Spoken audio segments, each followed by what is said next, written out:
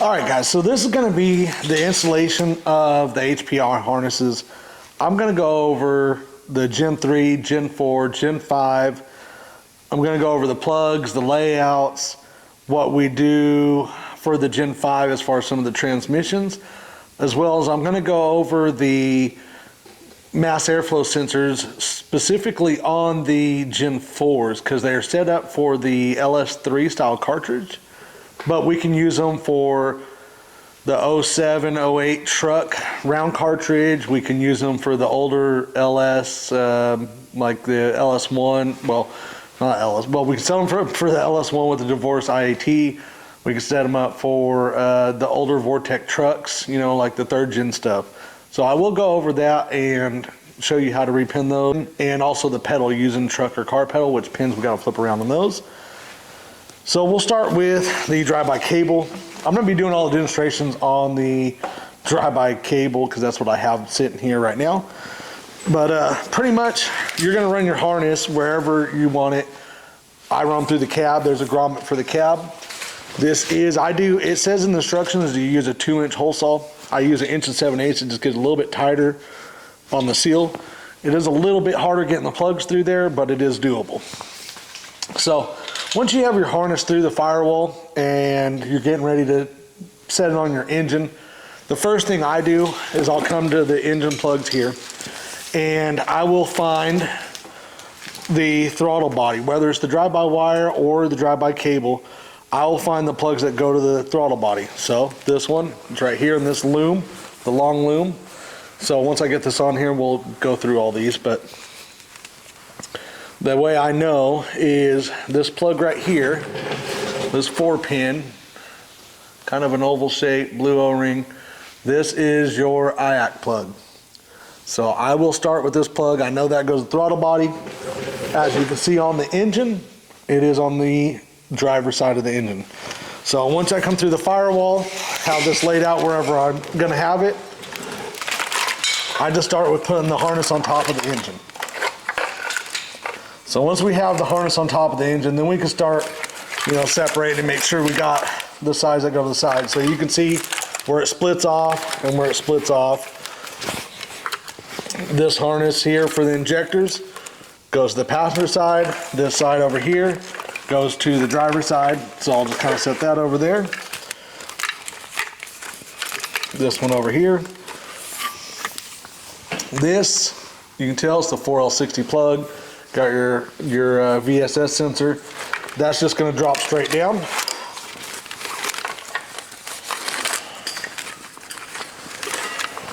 So now we can start.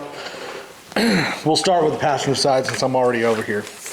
So once you get this laid out, you'll start seeing like this one right here with the 2 red wires. They say fuse 1, fuse 2. Those go down to the power side of your starter. There's another plug, 3 wires, light blue, yellow, and dark blue. This is for your crank position sensor. So that's going to run down the side of your engine here. And then your crank position sensor will plug in right here before the starter or behind the starter. So you might have to remove your starter or wait to put your starter in. Plug that one in. These are your 2 power wires. Again, they go to the power side of your alternator from your battery. While we're right here, out of the same harness where these come out, you have bank 2 sensor 1 O2 plug. So that'll just go down and sit right there with the rest of those. And now we have our injector plugs, and they simply just lay out. You know, you got cylinder number 8, 6, 4, 2. They're all about the same length. You got coil plug right here. So you got those all laid out. You're good to go. This one right here that kind of wraps up to the front. This is because it's designed for a LS1 engine. So you can use this with the LS1. It'll have the map sensor up here on the front. Here, let me go grab an intake and I'll show you. 2,000 years later. Okay, well on this one, the map sensor is on the back, right here. So Some of them are up on the front, right in this area, right over here. So that's why they are routed where they can go up there. But we do know that on the passenger side loom, where this comes out, this will be MAP. On your truck intakes, that'll be right here. So it'll plug in right there. So passenger side should be done. We got the crank sensor, we got the starter wires, bank 2, sensor 1, we got our injectors, coil plug, MAP. So now we'll go over to the driver's side. So the driver's side, a little bit more going on over here, but not too bad. We'll start in the very back of this loom right here. This will be your cam sensor, right next to the oil sensor. Plugs in there. Next to that usually is a tall oil sensor. There is not a plug for these on the Gen 3. The Gen 3 goes through the body control module, straight to your gauges, so there's not even anywhere for the ECU to receive a signal from this. This is where you can put your sending unit for whatever gauges you'll be running. Adapters may be needed, but that's where you put your oil sensor. Next on the harness, with it laid out, the next plug right here, 2-wire, light blue, dark blue, is going to plug into your knock sensors. Usually runs out from underneath the intake manifold. It's on the valley plate. It'll plug in up here on top of your intake. The next eyelet right here is going to be your ground. Ground that to your cylinder head. Next one, bank 1 O2 sensor. Again, just drop that down so you can get that to your O2 sensor. You have, again, your injector plugs. They lay out exactly as they should go. Cylinder 7, 5, 3, and 1. And then you got your bank 1 coil pack. The next set of plugs we got going on right here, you will have, let's get them separated a little bit. So you kind of have 3 little break-offs right here. The first one is going to be with your alternator plug, the flat 4. That plugs into your alternator. The next 2-wire will run down to your coolant temperature sensor. The next set is with that 4-pin oval-shaped plug. That's for your IAC. Goes right here.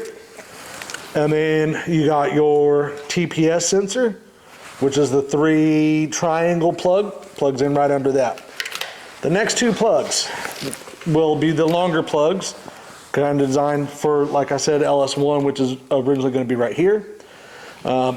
We usually put mass airflow sensors over here on the truck intakes. We do a lot of C10s, so you'll just run your intake, mass airflow sensor, intake air temperature sensor.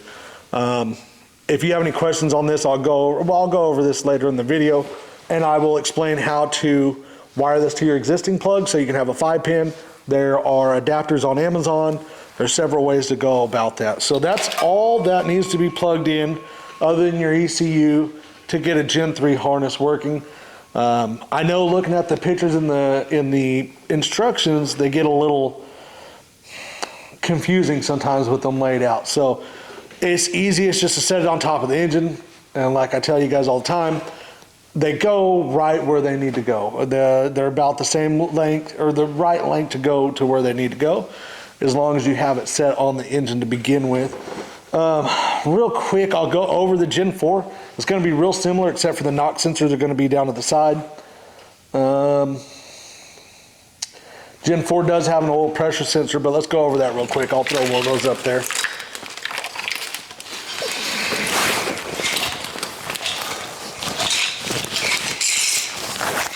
Well, we can go over the in-cab stuff. ECU plugs. You got another ground. This ground is for your relays right here.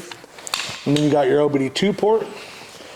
If this was drive-by cable Gen 3, you would have a plug right here that will go to an IAC module. So you got to make sure you have your IAC module, the harness, and the pedal that goes to that. We don't supply those. So you definitely make sure to get that off the donor vehicle or your local auto parts store or wherever else. Fuses, they're laid out in the instructions. Now the instructions, so two 5 rows right next to each other. They updated the fuse box since then. So if you look at the layout on the fuses, the two rows of 5, you'll see one starts with a 10 amp. So you'll just take that 10 amp, you'll line it up. The other one you can go off of this 20. You'll see that it's in the middle. So if you just take those two and set them side by side, flip them up on the top, you will kind of be able to line those up and they'll match in the instructions. I know it's a little confusing. I'm working on trying to get updated diagrams on that. Now the next one, here's your ignition wire. Right here, it comes off your relay. This has to go to a key hot. So there's two styles of ignition on, or two styles of power on your ignition. There's going to be a ignition feed and there's going to be an accessory feed. So when we say the key needs to be hot in the crank position, meaning it's an ignition feed and non-accessory. So you can put the key in the crank position, make sure your wire stays hot. That'll be a good wire for your ignition wire. The next relay you can see only has 2 wires hooked up. You got a green wire, you got a black wire. This is your fuel pump control relay. So all you'll need to do is, you'll see there's 3 terminals right here, top and bottom.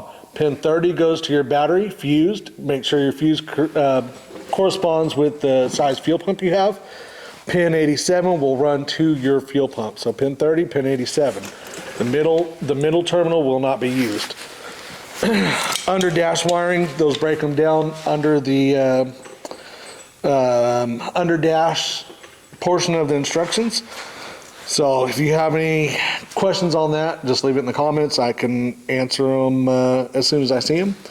But these are pretty much straightforward. You have RPM, you got tach, you got your check engine ground. So your mill light, check engine light, you'll run that to a ignition on, and then run the brown wire to the ground side. So the computer always throws a ground signal to activate most things or to turn on the light. So all the outputs on the GM ECU uses a ground signal. I think that's about it on these harnesses. One other problem that we do have on some of the harnesses, it kind of varies depending on the harnesses you get, but on the red plug here, pin number 10 is your white wire. So if one of these harnesses are having a problem with the alternator staying excited and you're not having a tach signal, these are tied into the alternator signal wire and it kind of throws everything wonky. What happens or what we need to do is, about a couple inches out of the plug, we'll cut this a couple inches out of this plug, again number 10 on the red plug, couple inches back, cut this wire, this white wire right here. You'll cut that wire and then just cap this in. I take a piece of heat shrink, slide it over there, leave about 1/4 to 1/2 inch, heat it, kind of crimp that in so there's nothing there. And then take this other end where it comes out of the ECU on this side, take it out, run this side that's on the ECU to your tach. That will be your new tach signal. That is about all the problems that I've found with the early drive-by cable stuff.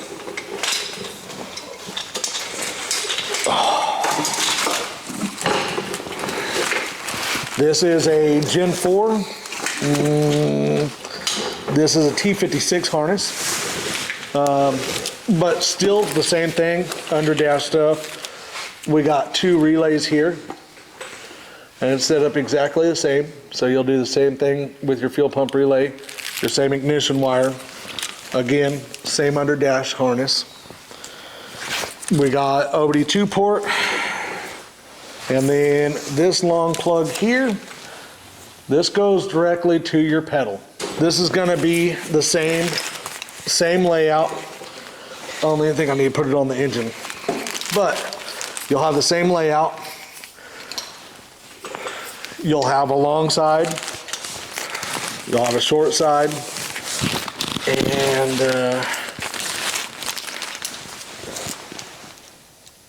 throttle body the throttle body plug's gonna be on the passenger side. But again, you got the ones that run down. This would be for your crank sensor here. The 2 power wires for the starter. You got your O2 sensor plugs.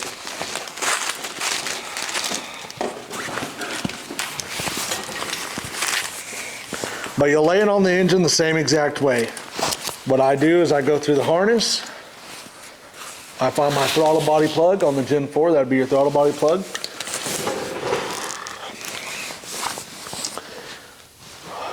And I don't have a Gen 4 intake.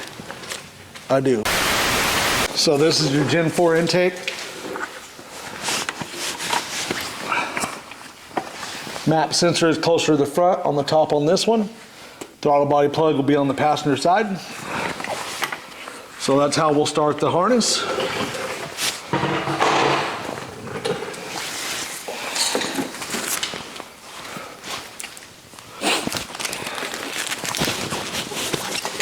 Passenger side of the harness plugs into the throttle body. Again, you got your injectors, coil plug, map sensor. This will run on the driver's side. This one we have 2 grounds. We can ground those to the same bolt on the head.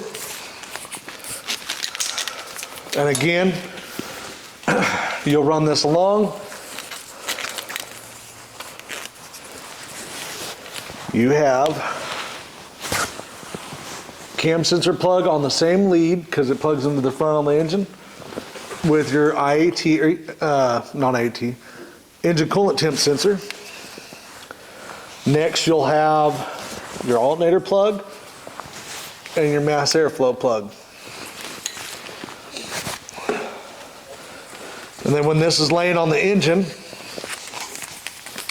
throttle body being the passenger side, so you'll have your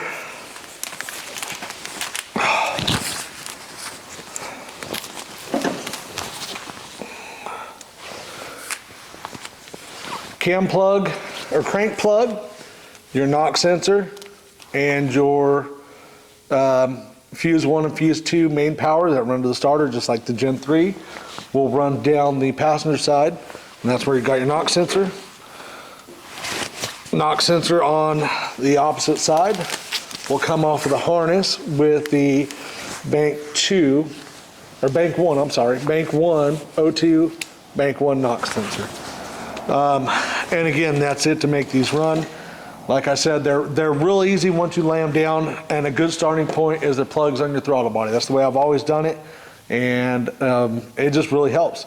I'll pull a Gen 5 out, and I'll go over a Gen 5 real quick, and then we'll start talking about changing wires for the pedal and mass airflow sensors.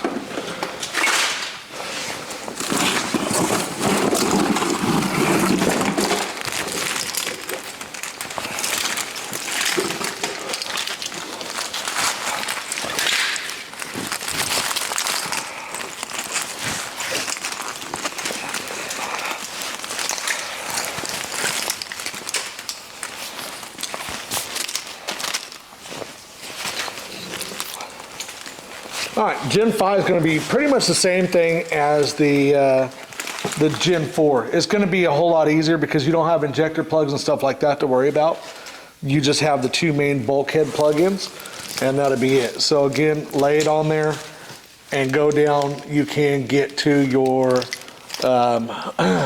all your plugs. They lay out exactly the same, and they'll reach. If you got any questions, let me know. I will try to find a Gen 5 to put these on. I'm not sure if I will be able to get to those right now or not. We will see.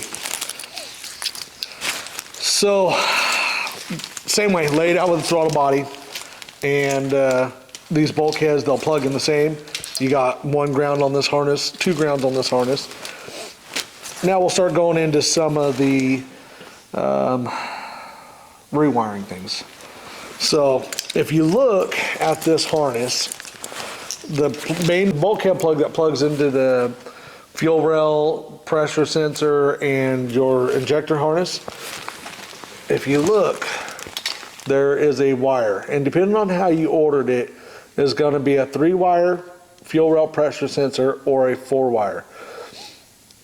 If you accidentally order the wrong one and you're getting codes for low circuit fuel rail pressure sensor, more than likely what happened is you need to swap this dark blue wire with that light blue wire. You might have to cut and splice it together. Mine still has the pin on it. You can see the pin under the tape right there. So you can just de-pin that and plug that in there. And that's all that you have to do to change from a 3-wire to 4-wire on these. The under dash harness is the same pretty much as the Gen 4 with the exception of this plug right here. So the wire that's coming off this plug is your tap shift. T56, you won't need it at all. We got the sub harness right here. This one is for a 10L90. So you can see on the inside of the plug how it's kind of a rectangle shape right here. No pins there, no pins there, just the center pin. So that's how you know 10L90. It just simply plugs into the sub harness. You have 10L90.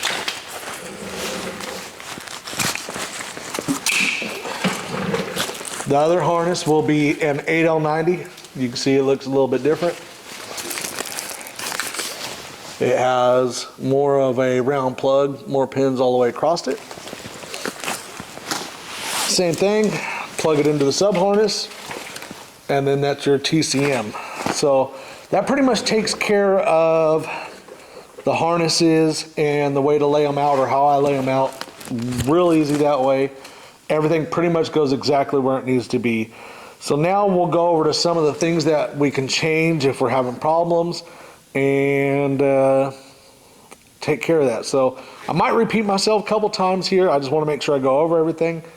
So let's look at the first thing. We'll change the pedal. That's going to be the same across Gen 3, Gen 4, and Gen 5. So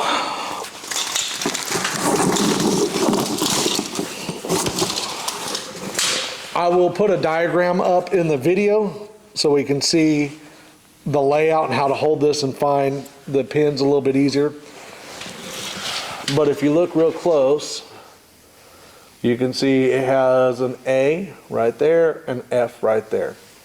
So when you're changing from a truck pedal to a car pedal, you will pop this plastic out. So all you got to do is pop this plastic retainer.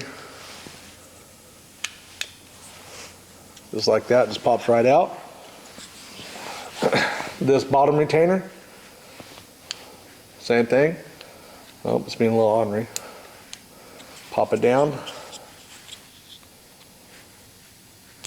Pop it down.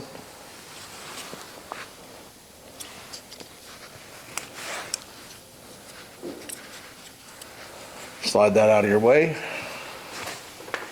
Now if you look, again, we got F right here. I know I'm turning around.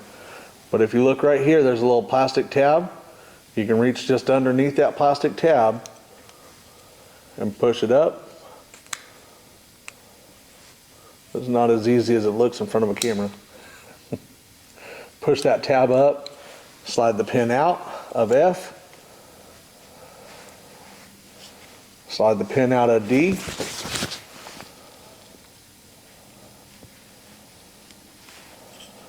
put D where F was, and then put F where D was. When you slide them in, you'll hear a click.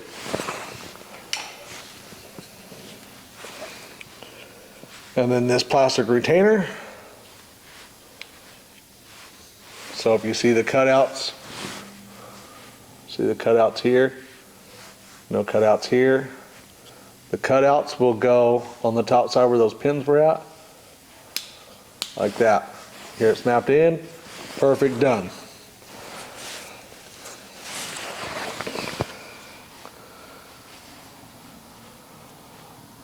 Put this back on, put each wire in their little grooves there.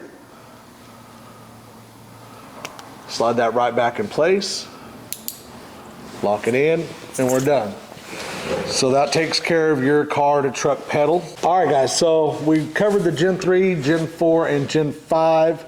Some of the most common problems, the best way to go about installing your harness, some of the modifications you can make for your changes to best suit your needs.